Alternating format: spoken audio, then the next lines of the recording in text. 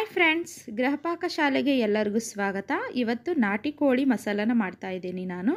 ಇನ್ನು ಯಾರು ನನ್ನ ಚಾನಲ್ನ ಸಬ್ಸ್ಕ್ರೈಬ್ ಮಾಡ್ಕೊಂಡಿಲ್ಲ, ಪ್ಲೀಸ್ ಸಬ್ಸ್ಕ್ರೈಬ್ ಮಾಡ್ಕೊಳ್ಳಿ. ಹಾಗೆ ಹೊಸದಾಗಿ ಯಾರು ನನ್ನ ವಿಡಿಯೋಸ್ನ ನೋಡ್ತಾ ಇದ್ದೀರಾ, ನೀವು ಕೂಡ ಸಬ್ಸ್ಕ್ರೈಬ್ ಮಾಡಿಕೊಂಡು ಹಾಗೆ ಬೆಲ್ ಐಕನ್ನ ಕ್ಲಿಕ್ ಮಾಡಿ ಆಲ್ ಅಂತ ಬಟನ್ನ ಕ್ಲಿಕ್ ಮಾಡಿದರೆ ನಾನು ಮುಂದೆ ಹಾಕುವಂಥ ವಿಡಿಯೋ ನೋಟಿಫಿಕೇಷನ್ನು ನಿಮಗೆ ಬರುತ್ತೆ.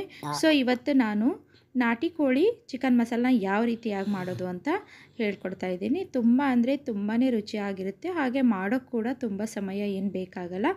ಈಸಿಯಾಗಿ ಯಾರು ಬೇಕಿದ್ದರೂ ಮಾಡ್ಕೋಬೋದು. ಬ್ಯಾಚುಲರ್ಸ್ ಕೂಡ ಇದನ್ನ ಈಸಿಯಾಗಿ ಮಾಡ್ಕೋಬೋದು. ಬನ್ನಿ ಇದು ಹೇಗೆ ಮಾಡೋದು ಅಂತ ನೋಡೋಣ. ಇವಾಗ ನಾನು ಒಂದು ಅರ್ಧ kg ನಾಟಿ ಕೋಳಿಯನ್ನು ಕ್ಲೀನಾಗಿ ವಾಶ್ ಮಾಡ್ಕೊಂಡ್ಬಿಟ್ಟು ಒಂದು ಅಗಲವಾಗಿರುವಂಥ ಪಾತ್ರೆಗೆ ಹಾಕ್ಕೊಳ್ತಾ ಇದ್ದೀನಿ.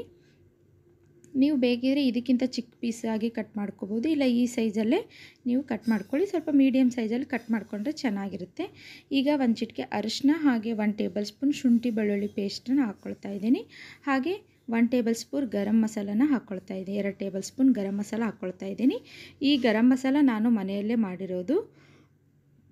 ಖಾರನೂ ಕೂಡ ಇದರಲ್ಲೇ ಹೆಚ್ಚು ಹಾಕಿದ್ದೀನಿ. ಸೊ ಅದಕ್ಕೋಸ್ಕರ ನಾನು ಎಕ್ಸ್ಟ್ರಾ ಖಾರ ಏನು ಹಾಕ್ತಾಯಿಲ್ಲ ಇಲ್ಲಿ.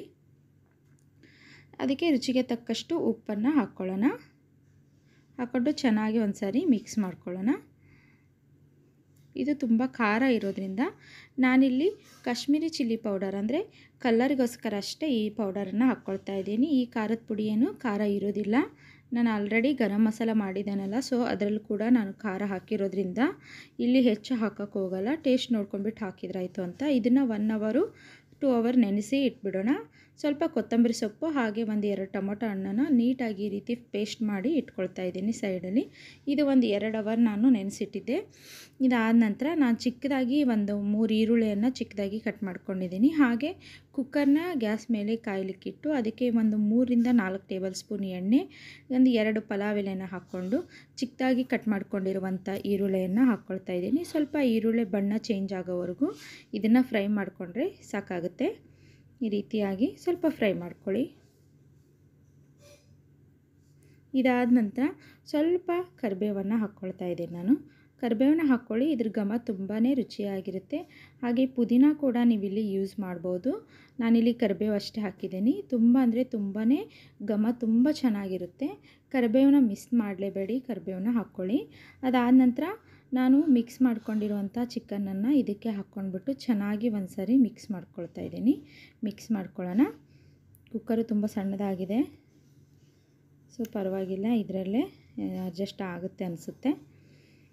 ಇದನ್ನ ಚೆನ್ನಾಗಿ ಒಂದು ಸಾರಿ ಮಿಕ್ಸ್ ಮಾಡ್ಕೊಂಡ ನಂತರ ನಾನು ಇಲ್ಲಿ ಟೊಮೊಟೊ ಹಣ್ಣು ಪೇಸ್ಟ್ ಏನು ಮಾಡ್ಕೊಂಡಿದ್ನಲ್ವ, ಸೊ ಆ ಪೇಸ್ಟನ್ನು ಇಲ್ಲಿ ಹಾಕ್ಕೊಂಡು ಅದೇ ಜಾರಿಗೆ ಒಂದು ಸ್ವಲ್ಪ ನೀರು ಹಾಕ್ಕೊಂಡು ಕೂಡ ಇಲ್ಲೇ ಆ್ಯಡ್ ಮಾಡ್ತಾಯಿದ್ದೀನಿ. ಆ್ಯಡ್ ಮಾಡಿಕೊಂಡು ಮತ್ತೊಂದು ಸತಿ ಚೆನ್ನಾಗಿ ಇದನ್ನು ಮಿಕ್ಸ್ ಮಾಡ್ಕೋಬೇಕು. ಸ್ವಲ್ಪ ಈ ರೀತಿಯಾಗಿ ಸ್ವಲ್ಪ ಕುದೀತಾ ಇದೆ ಅನ್ನೋ ಟೈಮಲ್ಲಿ ನೀವು ಕುಕ್ಕರ್ ಮುಚ್ಚಳನ ಮುಚ್ಬೋದು. ಕುಕ್ಕರ್ ಮುಚ್ಚಳ ಮುಚ್ಚಿ 3-4 ವಿಷಲ್ನ ಕೂಗಿಸಿದರೆ ಸಾಕು. 3-4 ವಿಷಲ್ ಕೂಗಿದ್ರೂ ಕೂಡ ಬೆಂದಿರಲ್ಲ ಅನ್ನೋದಾದರೆ ಮತ್ತೆ 1-2 ವಿಷಲ್ನ ಕೂಗಿಸ್ಕೊಳ್ಳಿ. ಅದಾದ ನಂತರ ವಿಷಲೆಲ್ಲ ಕೂಗಾದ ನಂತರ ನಾನಿಲ್ಲಿ ಮತ್ತೆ ಒಂದು ಅಗಲವಾಗಿರುವಂಥ ಬಾಣಲಿಗೆ ಹಾಕ್ಕೊಂಡ್ಬಿಟ್ಟು ಇದನ್ನು ಚೆನ್ನಾಗಿ ಕುದಿಸ್ತಾ ಇದ್ದೀನಿ. ಅಂದರೆ ನಾನೊಂದು ಸ್ವಲ್ಪ ಗ್ರೇವಿ ಥರ ಮಾಡೋದ್ರಿಂದ ಇದನ್ನು ಮತ್ತೆ ಚೆನ್ನಾಗಿ ಕುದಿಸಿ ಗಟ್ಟಿ ಆಗೋವರೆಗೂ ಇದನ್ನು ಕುದಿಸ್ತಾ ಇದ್ದೀನಿ. ನೀವು ಇಲ್ಲ ಸಾಂಬಾರೇ ಬೇಕು ಅಷ್ಟೇ ಸಾರು ರೀತಿಯಾಗಿದ್ದರೆ ಸಾಕು ಅನ್ನೋದಾದರೆ ಮತ್ತೆ 1-2-3 ವಿಷಲ್ನ ಕೂಗಿಸ್ಕೊಂಡು ಹಾಗೆ ಕೂಡ ಬಿಟ್ಕೋಬೋದು. ನಾನಿಲ್ಲಿ ಸ್ವಲ್ಪ ಗಟ್ಟಿ ಆಗೋವರೆಗೂ ಕುದಿಸ್ಕೊಳ್ತಾ ಇದ್ದೀನಿ. ಇದು ರೊಟ್ಟಿ ಜೊತೆ, ಚಪಾತಿ ಜೊತೆ, ಅನ್ನದ ಜೊತೆ, ಪೂರಿ ಜೊತೆ ತುಂಬ ಅಂದರೆ ತುಂಬಾ ರುಚಿಯಾಗಿರುತ್ತೆ. ಸೊ ಈ ವಿಡಿಯೋ ಇಷ್ಟ ಆದರೆ ಪ್ಲೀಸ್ ಲೈಕ್ ಮಾಡಿ, ಶೇರ್ ಮಾಡಿ, ಕಮೆಂಟ್ ಮಾಡಿ.